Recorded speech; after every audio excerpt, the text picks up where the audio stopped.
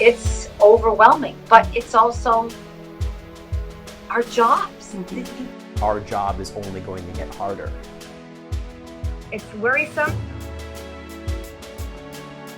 This is something that's unprecedented. Now is not the time to be a cowboy. No one has anything to prove. We're all in this together.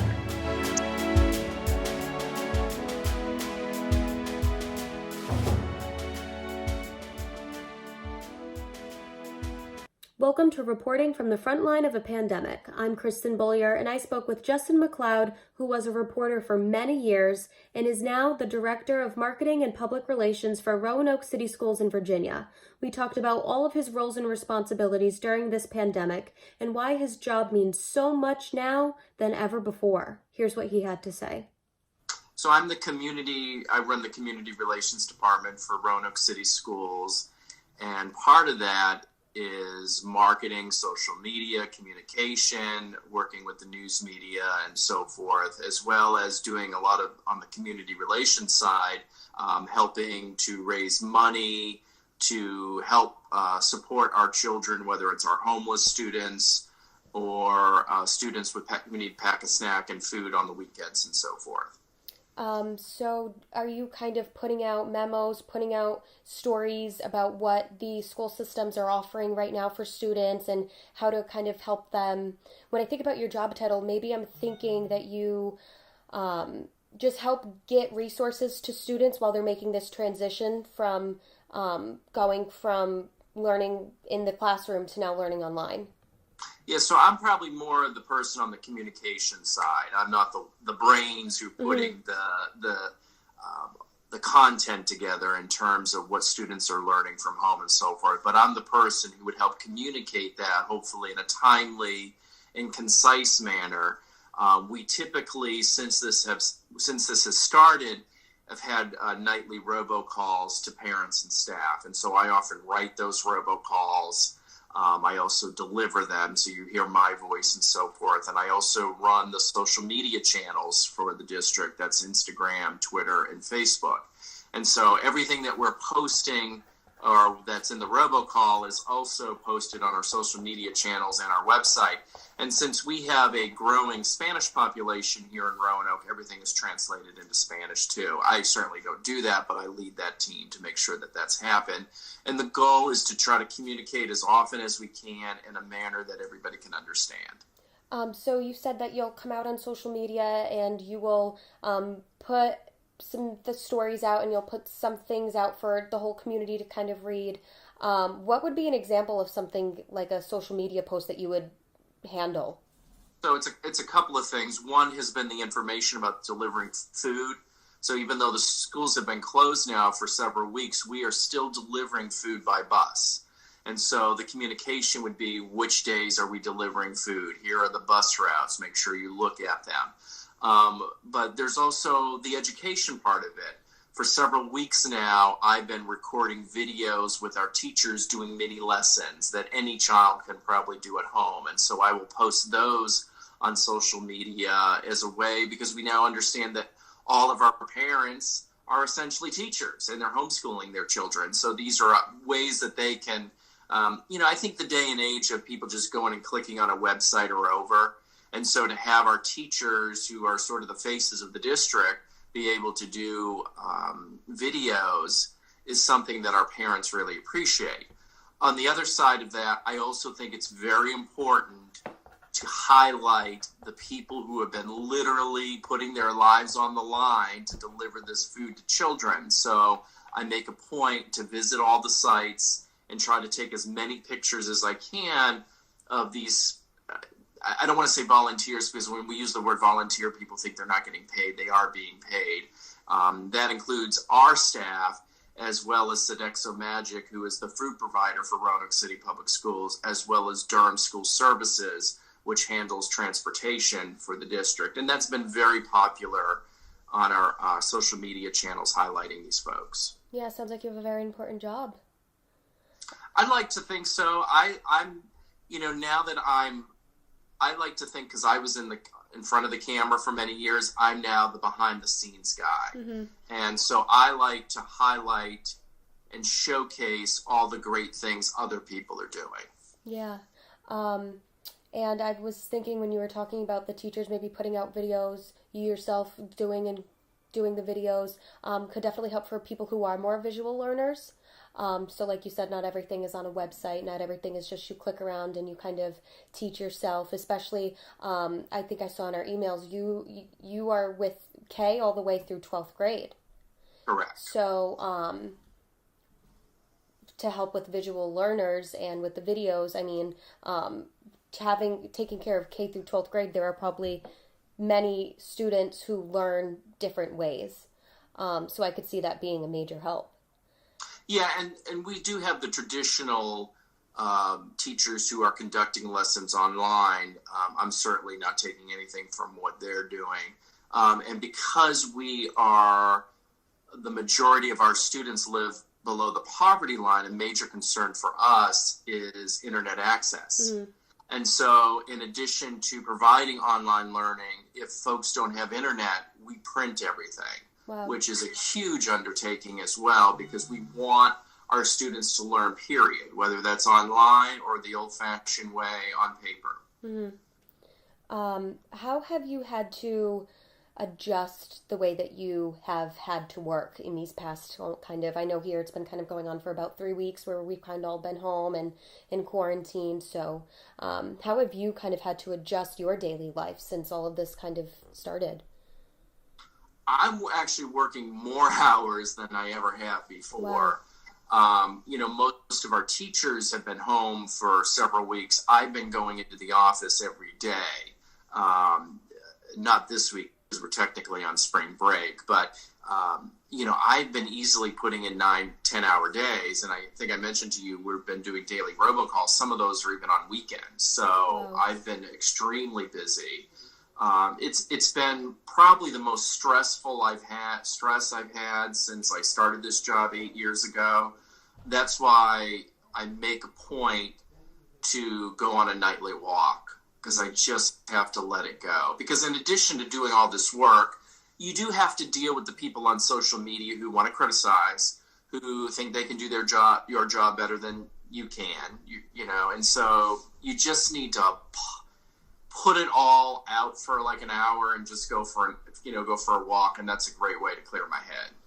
That was another one of my questions, is how you're kind of dealing with this stress, and I would imagine that someone with a job title like yours, you sound like you have a lot of responsibility right now, communicating to a lot of people a lot of different ways.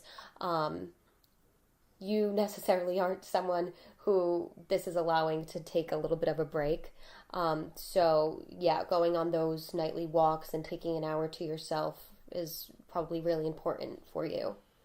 Yeah, and we're very fortunate here in the Roanoke Valley, where I've been in constant communication with other PIOs, our public relations folks, whether it's for the city, for the county. I've been in close contact with the folks here at our hospitals, and we just check up on each other. We're all on this, a chat link on WhatsApp, and you'll get these little messages, hey, how's everybody doing? And everybody will respond. And we've all said, once this is all over, we're all going to get together and have a few drinks and just chill out. So, I'm certainly not complaining. I'm fortunate enough. I haven't been furloughed. A lot of folks have. They've had it much worse than I have. But this is what we trained to do. I've gone through a lot of training in the last 8 years over crisis communications. With crisis communications, never, we dealt with oil. You train for oil spills, of course, school shootings, bus accidents. Nothing on this scale with a pandemic, where literally the school year's over. Right. In many ways. Our schools are closed throughout the rest of the year. Right.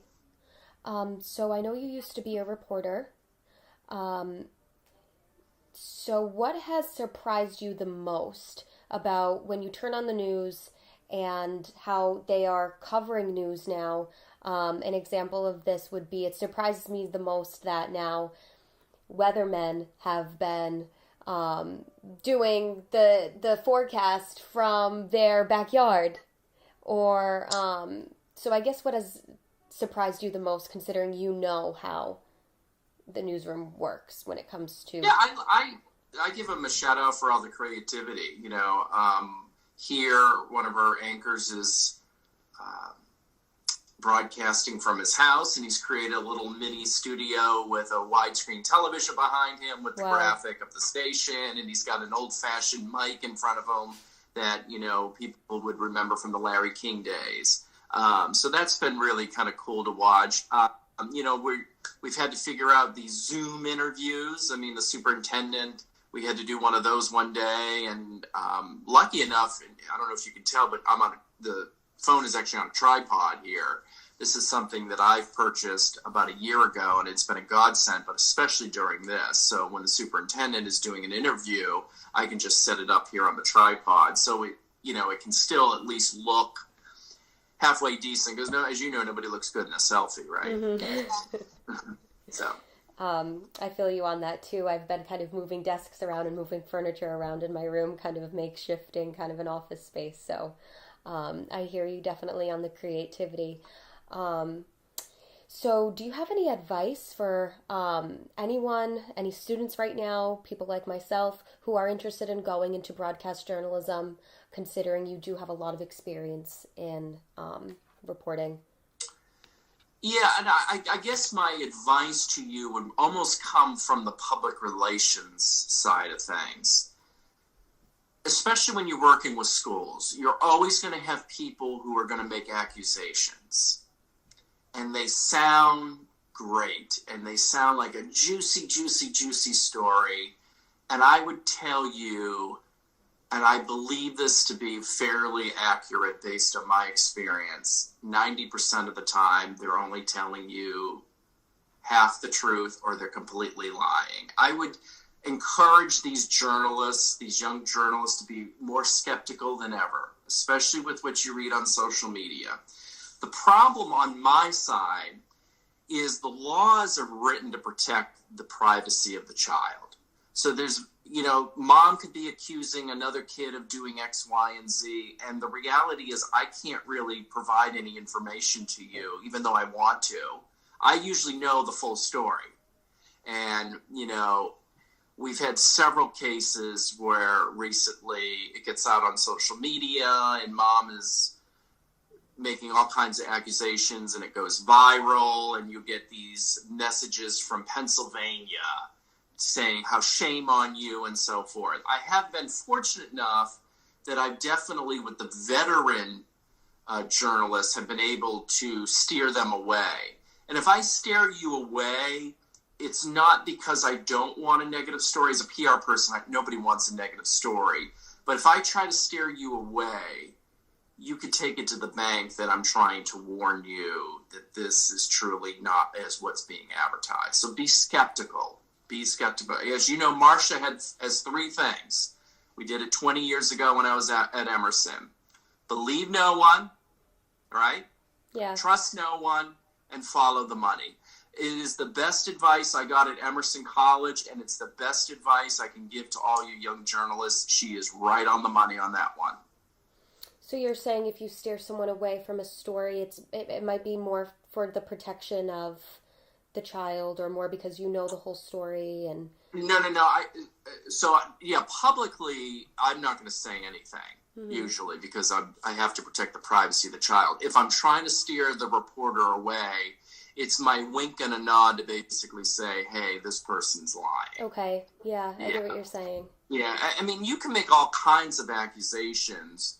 It doesn't make it true. I've also seen recently where we've had parents make accusations on social media, and as you know, there's always two sides of the story.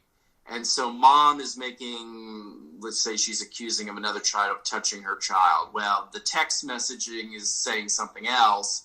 And so the other mother of the other kid, the mother of the other kid, is now suing each other. You know what I mean? Mm-hmm. So you got to be really careful about not getting involved in these little squabbles, I would call them. So how did you make this jump? What made you passionate about kind of? Sounds like you're helping a lot of people. It sounds like you're reaching out to a lot of people, but you're doing something I consider pretty different from what you were doing before. I mean, not completely different. Yeah, I mean, there's definitely things that I did as a reporter that just came naturally in this position. I've always had a passion for education. When I was a young reporter, just starting out after graduating from Emerson, I just had a niche for covering education reporting. So it wasn't a big leap for me to then leave journalism and go and become an education PR. But a lot of what I do is still, in many ways, my reporting days of what I'm posting on social media. I know what people want to see. And what people want and what they like. When I started with the district, for example, we had 1,500 likes on Facebook, and today we have well over 23,000. And if you think about that, we only have about 14,000 students. Mm-hmm. And so, and in those 8 years, we've been able to grow the audience in many ways. I've never paid Facebook to increase my likes, but I post content that people want to see. And being a reporter, in the back of your mind, this post is going to do really well because it meets all the elements that made for a good story when you were a reporter. Right. Yeah. I would like to thank Justin again for taking the time out of his busy schedule to do this interview with me. And I would also like to thank all of you for tuning in to this episode of Reporting from the Front Line of a Pandemic.